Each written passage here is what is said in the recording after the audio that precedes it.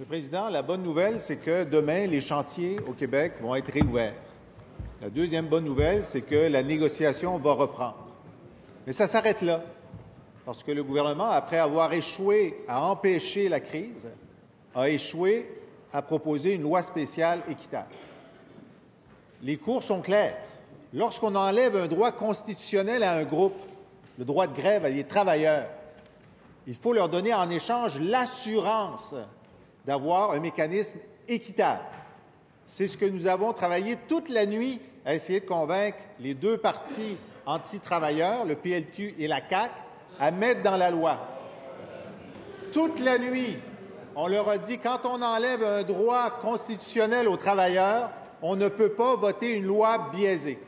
Or, cette loi qu'a proposée et concoctée le gouvernement dit que le gouvernement va choisir les thèmes que l'arbitre va décider, choisir les thèmes. Donc, va s'arroger le droit d'enlever des sujets à l'arbitre, des sujets pro-travailleurs, s'il le désire, d'autant qu'il est lui-même le premier donneur d'ordre en construction. Alors, je demande au premier ministre de renoncer officiellement aujourd'hui, d'enlever à l'arbitre quelque sujet que ce soit que lui aura recommandé le médiateur. Monsieur le Premier ministre. Monsieur le Président, effectivement, mon collègue a commencé par les bonnes nouvelles et ce sont effectivement de bonnes nouvelles que la grève va cesser sur les chantiers de construction. Je crois qu'il y a beaucoup de travailleurs, en passant, qui en sont très heureux. Et également qu'on ait une démarche qui nous amène vers une résolution du conflit. On le souhaite par une entente négociée, et si ce n'est pas le cas, par un arbitrage. Maintenant, il faudrait quand même corriger un peu ce qui a été mentionné. Le gouvernement, dans l'éventualité où on en arriverait là, aurait à étudier les recommandations du médiateur et à consulter les parties, bien sûr.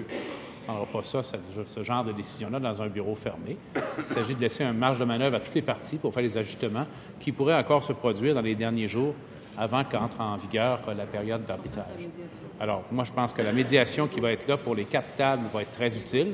Je crois qu'il est encore possible d'espérer d'avoir des ententes négociées parce que c'est quand même pas anodin de remarquer que sur les 7 mois, ce qu'on entendait hier, sur les 7 mois possibles de négociation, il n'y a que 5 mois, qui n'ont pas été utilisés à négocier, employés à négocier, pardon. Ce qui montre qu'il y avait peut-être là, quelque part, de la part des deux parties, je ne blâme pas une partie plus qu'une autre, le désir de voir quelqu'un d'autre prendre la décision.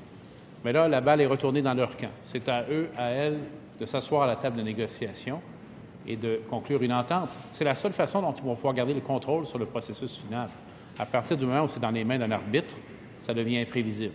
Si j'étais eux, elle, Monsieur le Président, je m'assoirais à table et je réglerais par entente négociée. Première complémentaire, Monsieur le chef de l'opposition. Soit le premier ministre fait semblant de ne pas connaître sa propre loi, soit il ne la comprend pas. Il est obligé de demander à la ministre, c'est-tu vrai ce qu'il dit, là, le chef de l'opposition? Oui.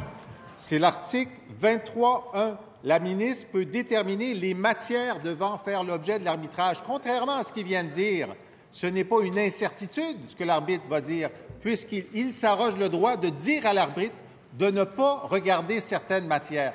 S'engage-t-il aujourd'hui à ce que l'arbitre prenne toutes les matières recommandées par le... Monsieur le Premier ministre. Bien sûr que non. C'est encore une fois une démonstration de la mauvaise compréhension du rôle d'un gouvernement élu dans une société démocratique. Il faut qu'il reste un espace de décision pour les gens auxquels la population a confié le mandat de gouverner.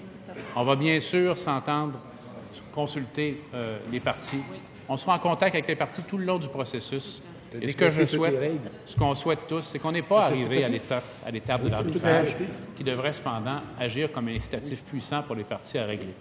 Alors, encore une fois, c'est une bonne nouvelle qu'on n'ait pas à souffrir d'arrêt de travail dans le milieu de la construction. Et je crois qu'on doit s'engager maintenant en direction de la résolution du conflit et en direction d'entente négociée. On va faire tous les efforts qu'il faut pour que ce soit le cas, M. le Président.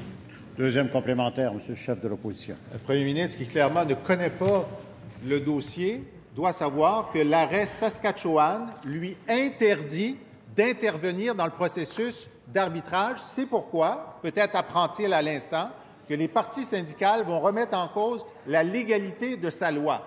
Et il vient de donner des arguments à la cause contre sa loi parce qu'il vient de dire qu'il veut garder, lui, le gouvernement, une marge de manœuvre décisionnelle dans l'arbitrage. Il fait le contraire de ce que lui ordonne la Cour suprême.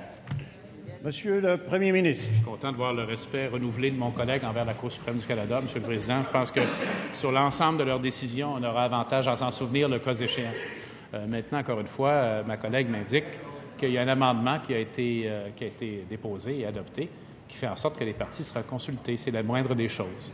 Il n'y a absolument rien d'étrange dans ce qui est là. C'est au contraire une démarche qui est sage, une démarche qui est réfléchie, une démarche qui est équilibrée. Et je vais répéter encore une fois, Monsieur le Président, ma recommandation, mon conseil aux partis, venez-en à une entente négociée. L'issue sera beaucoup plus favorable pour vous. Vous aurez le contrôle du processus jusqu'à la fin. À partir du moment où c'est l'arbitre qui l'a en main, c'est plus la même situation. Je pense que tout le monde peut comprendre En ça. terminant. Troisième complémentaire, Monsieur le chef de l'opposition. Alors, le premier ministre vient d'apprendre qu'il y a eu un amendement qui oblige la ministre, avant d'être partiale, de demander son opinion au parti. Ah oui, bravo!